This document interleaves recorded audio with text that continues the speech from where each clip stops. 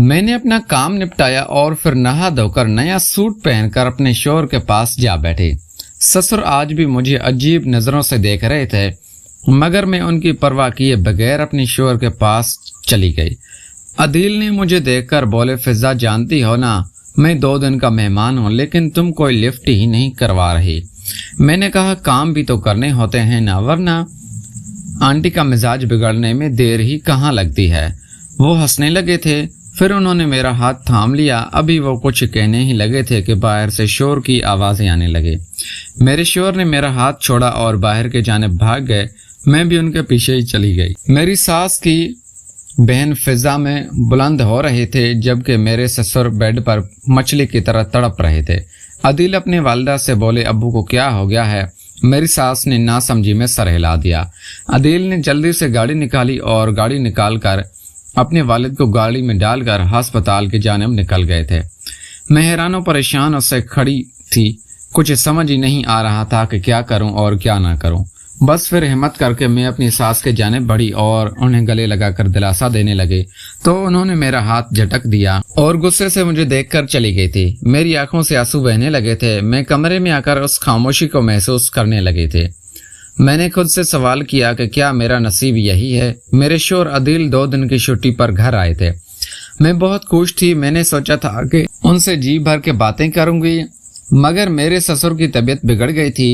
اتنے میں عدیل نے کال کی۔ وہ بڑے تھکے تھکے سے لگ رہے تھے۔ کہنے لگے، تم آرام سے سو جانا، ابو کو ہسپتال میں مجھے ایڈمٹ کر لیا ہے، اب کل صبح ہی ہمیں چھٹی ملے گی۔ میرا دل تو پہلے ہی بہت خفا تھا، اب ان کی بات سن کر مجھے مایوسی کے بادل چھا گئے تھے۔ نہ جانے میں رات کو کتنی دیر آنسو بہاتی رہی اور پھر میری آنکھ لگ گئی۔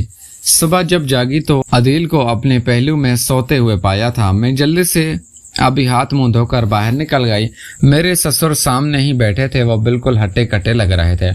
ایسا لگتا ہی نہیں تھا کہ کل ان کی اس قدر طبیعت بگڑ گئی تھی۔ میں پاس جا کر بیٹھ گئی اور پوچھا، اب طبیعت کیسی ہے؟ وہ بولے، فضا اب میں بالکل ٹھیک ہوں۔ اس کے بعد میں چپ کر کے اٹھی اور گھر کے کام کاج نپٹانے لگی۔ دوپہر کے وقت عدیل اٹھے تھے، میں پھر ان کے پاس جا کر بیٹھ گئی۔ میں بولی، آپ کے لیے کھانا لاؤں؟ وہ بڑے مصروف سے لگ رہے تھے۔ بولے، ابھی نہیں، ابھی میں ایک بہت ضروری کام سے جا رہا ہوں، واپسی پر دیر ہو جائے گی۔ اتنا کہہ کر وہ اپنی اینک اور گاڑی کی چابی اٹھا کر باہر چلے گئے۔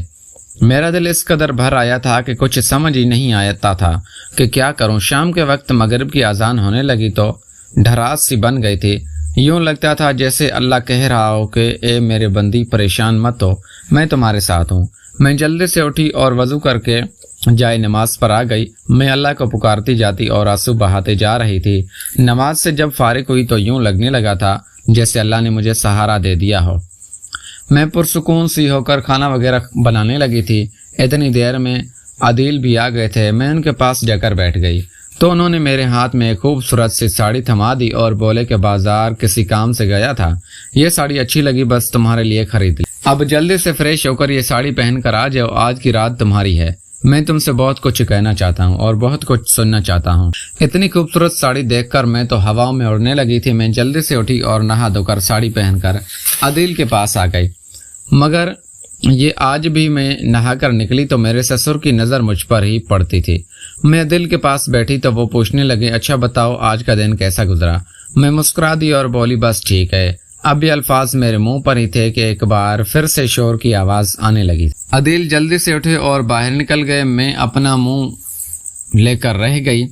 میں بھی باہر گئی تو سسر کو تڑپتے ہوئے دیکھا تھا۔ عدیل پریشان سے لگ رہے تھے۔ ابھی میری ساس آگے بڑھی اور بولی، عدیل تمہاری بیوی منحوس ہے، اس وجہ سے گھر کا سکون تباہ ہو گیا ہے، اپنے گھر کا ماحول خراب کر رکھا ہے، اس کو ابھی اور اسی وقت طلاق دے دو۔ عدیل نے اپنی امی کو عجیب نظروں سے دیکھا اور اپنے ابو کو گاڑی میں ڈال کر چلے گئے۔ میری ساس مجھے گھورتی رہ گئی تھی۔ میں ان سے خوف زدہ ہو کر واپس اپنے کمرے میں چلی گئی۔ تھوڑی دیر بعد عدیل کا فون آیا اور وہ بولے، آج کی رات پھر سے ہسپتال میں رکنا پڑے گا۔ میں نے فون کاٹ دیا تھا۔ میری اور عدیل کی شادی کو 1 ماہ ہو گیا تھا، مگر آج تک ہم نے ایک دوسرے کو سکون سے بیٹھ کر بات نہ کی تھی۔ جیسے ہی میں رخصت ہو کر گھر آئی تو میرے سسر کا ایکسیڈنٹ ہو گیا تھا، پھر عدیل کے باس کو ہارٹ اٹیک ہو گیا، انہیں ایمرجنسی میں کمپنی لوٹنا پڑا تھا۔ تب سے ہمارا رابطہ بس فون پر ہی ہو رہا تھا۔ ہم دونوں ہی ایک دوسرے کو بہت زیادہ یاد کرتے تھے۔